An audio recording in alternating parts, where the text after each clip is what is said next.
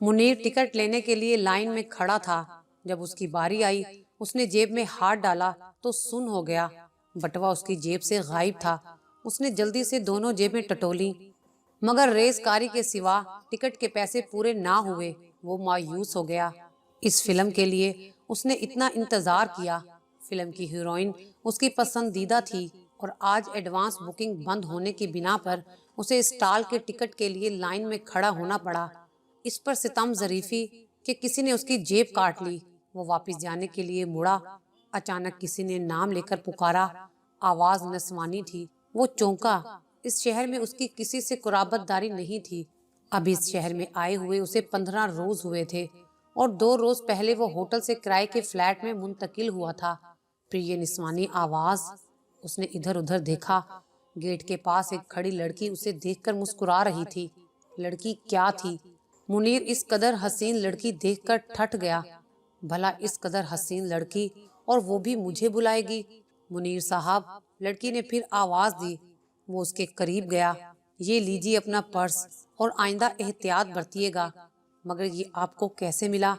میں کوئی چور نہیں ہوں۔ گاڑی سے اترتے ہوئے یہ پرس میرے پاؤں سے ٹکرایا۔ کھول کر دیکھا تو آپ کے نام کا پتہ چلا۔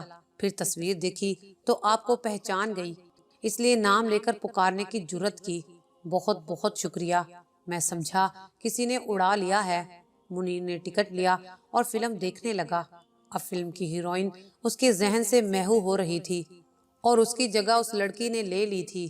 اس کا جی چاہا فلم ختم ہونے پر پھر اس لڑکی سے بات کرے، مگر ہمیشہ کی طرح شرم آڑے آئی اور وہ سوچتا ہی رہا۔ وہ لڑکی اس کے اعصاب پر سوار تھی۔ وہ صحیح طریقے سے کام بھی نہ کر پاتا تھا۔ اس کی بھوک ختم ہو چکی تھی۔ وہ ہر وقت اس لڑکی سے ملنا چاہتا تھا۔ دوسرے روز دفتر سے واپسی پر وہ گرلز کالج کے سامنے سے گزرا۔ وہ لڑکی اس سے نظر آئی۔ اس کی موٹر سائیکل کو جیسے خود بخود بریک لگ گئی۔ آپ پیدل جا رہی ہیں؟ کیا میں پیدل نہیں چل سکتی؟ لڑکی نے مسکراتے ہوئے جواب دیا، آئیے میں گھر پہنچا دوں۔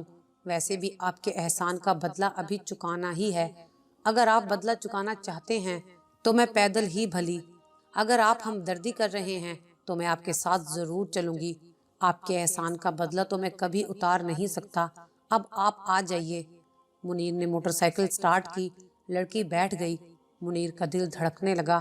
کسی اجنبی لڑکی کے ساتھ یوں جانا اسے بہت عجیب لگا۔ دوسرے ہی لمحے اس نے گردن فخر سے اونچی کی کہ وہ اتنی حسین لڑکی کے ساتھ جا رہا ہے۔ لڑکی راستہ بتاتی گئی۔ وہ شہر کے خوبصورت ترین علاقے میں پہنچ گئے۔ بس یہاں روک دیں۔ ایک خوبصورت کوٹھی کے سامنے پہنچ کر لڑکی نے کہا، آئیے اب ایک کپ چائے کا ہو جائے۔ منیر خود ہی چاہتا تھا۔ وہ اندر چل پڑا۔ کوٹھی بہت بڑی تھی۔ ہر چیز بڑے سلیقے سے سجائی گئی تھی۔ آپ یہاں اکیلی رہتی ہیں؟ جی ہاں، میرے والدین نہیں ہیں۔ میرے والدین بچپن میں ہی ایک کار ایکسیڈنٹ میں وفات پا گئے تھے۔ تب سے میری پرورش میرے چچا اور چچی نے کی ہے۔ وہ بھی میرے ساتھ اسی گھر میں رہتے ہیں۔ میرے چچا اپنے ایک دوست کی شادی اٹینڈ کرنے کے لیے شہر سے باہر گئے ہوئے ہیں اور میری چچی بھی ساتھ ہیں، اس لیے ابھی تو میں اس گھر میں اکیلی ہی رہتی ہوں۔ ابھی میرے ساتھ صرف 2 ملازم رہتے ہیں۔ منیر دل ہی دل میں خوش ہوا کہ چلو لڑکی اکیلی ہے اور پھر والدین کی رسمی دیوار بھی نہیں ہے، بات پکی ہوگی۔ اس لڑکی سے ملنا آسان ہوگا۔ آپ بھی اکیلی ہیں اور میں بھی اس شہر میں اجنبی اور تنہا ہوں۔ ملاقاتیں ہوتی رہیں گی۔ ہاں، ملتے رہنا اچھی بات ہے، لیکن آپ نے ابھی تک میرا نام نہیں پوچھا، جبکہ میں آپ کا نام جان چکی ہوں۔ ارے ہاں، منیر کو جیسے خیال آ گیا، واقعی میں آپ کا نام پوچھنا بھول گیا۔ بھول گئے یا ضرورت محسوس نہیں کی؟ ضرورت تو بہت محسوس کی، لیکن ہمت نہیں پڑی۔ منیر نے اعتراف کیا۔ لڑکی مسکرائی۔ منیر کی ہمت بندھی۔ دراصل مجھے آپ کا حسن دیکھ کر کچھ بھی پوچھنے کا حوصلہ نہیں رہا۔ میرا نام شہزادی ہے۔ منیر کے کانوں میں جیسے گھنٹیاں بجنے لگیں۔ شہزادی؟ بعض نام شخصیت کے کس قدر آئینہ دار ہوتے ہیں۔ تم واقعی شہزادی ہو، میرے دل کی۔ وہ کچھ بول نہیں سکا۔ چائے پی کر منیر نے اجازت چاہی۔ وہ جانا نہیں چاہتا تھا، مگر شام گہری ہوتی جا رہی تھی اور کچھ دنیا داری کا احساس بھی اسے مجرم بنا رہا تھا۔ وہ وہاں سے نکل تو آیا، لیکن ساری رات وہ شہزادی کے بارے میں ہی سوچتا رہا۔ اگلی شام پھر وہ شہزادی کے پاس چلا گیا۔ وہ بہت چاہت سے ملی۔ مجھے یقین تھا آپ آئیں گے، اسی لیے میں نے آپ کے لیے اپنے ہاتھوں سے کباب تیار کیے ہیں۔ آپ کو دیکھ کر اندازہ نہیں ہوتا کہ آپ کھانا پکانا بھی جانتی ہیں، وہ بولا۔ چائے کے بعد باتیں ہوتی رہیں۔ منیر نے اندازہ لگایا کہ شہزادی جس قدر حسین ہے اس سے کہیں زیادہ سگھڑ اور سمجھدار ہے۔ اس کی باتوں میں مٹھاس تھی، اٹھنے بیٹھنے اور بات کرنے کے انداز میں ایک شاہانہ وقار تھا۔ اس کے پاس سے اٹھنے کو منیر کا دل نہیں چاہتا تھا۔ وہ دل ہی دل میں شہزادی سے محبت کرنے لگا۔ اس نے سوچا شہزادی بھی اکیلی ہے اور میں بھی، بات بن جائے تو شہزادی کو ساتھ لے کر ماں کے پاس چلا جاؤں گا۔ ماں پہلے ہی میرے لیے لڑکی کی تلاش میں ہے، شہزادی اسے یقیناً پسند آ جائے گی اور میں شہزادی سے شادی کر کے ایک بہت ہی اچھی اور خوشگوار زندگی گزاروں گا۔ اسے شہزادی سے ملتے 4 روز ہو گئے تھے اور وہ بری طرح اس کی محبت میں گرفتار ہو چکا تھا۔ دن بھر وہ دفتر کا کام بھی صحیح طور پر نہ کر سکتا اور شام ہوتے ہی شہزادی کی طرف چل پڑتا۔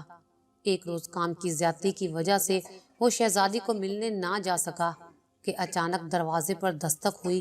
دروازہ کھولا، سامنے شہزادی کھڑی تھی۔ منیر اسے دیکھتا ہی رہ گیا۔ اسے اچانک شہزادی کے آ جانے کی ہرگز توقع نہ تھی۔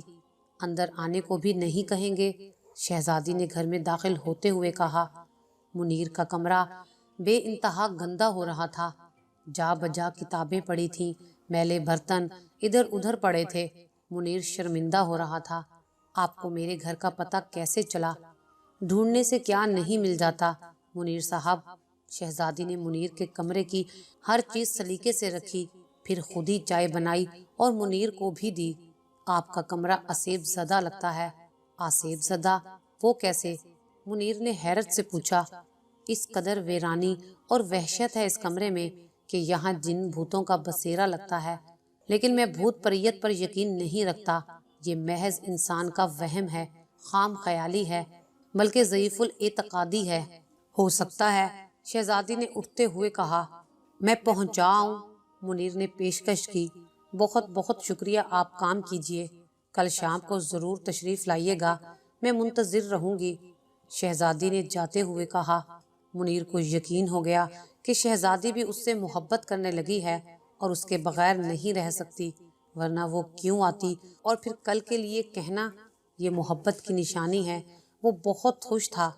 اگلی شام وہ تمام کام چھوڑ کے شہزادی کے پاس پہنچا۔ شہزادی اس کی منتظر تھی۔ آج شہزادی نے منیر کے لیے کھانے پینے کا بہت ہی اچھا انتظام کیا ہوا تھا۔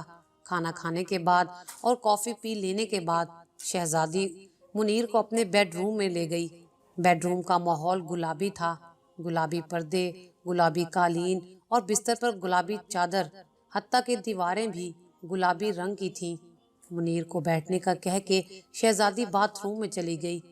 چند منٹ بعد وہ منیر کے سامنے کھڑی تھی اور منیر ہکا بکا اسے دیکھ رہا تھا۔ باریک سا گاؤن جس میں سے شہزادی کا چمکدار جسم صاف نظر آ رہا تھا۔ وہ بیڈ پر لیٹ گئی۔ منیر صوفے پر بیٹھا اسے دیکھتا رہا۔ ذرا بتی جلا دیجیے، شہزادی نے انگڑائیاں لیتے ہوئے کہا۔ منیر نے چاروں طرف دیکھا، اسے سوئچ کہیں نظر نہ آیا۔ اس کمرے کا سوئچ باتھ روم میں تھا۔ شہزادی نے اس کی پیشانی بھانپ لی۔ اچھا رہنے دے، میں خود ہی جلا دیتی ہوں، شہزادی نے ہاتھ بڑھایا۔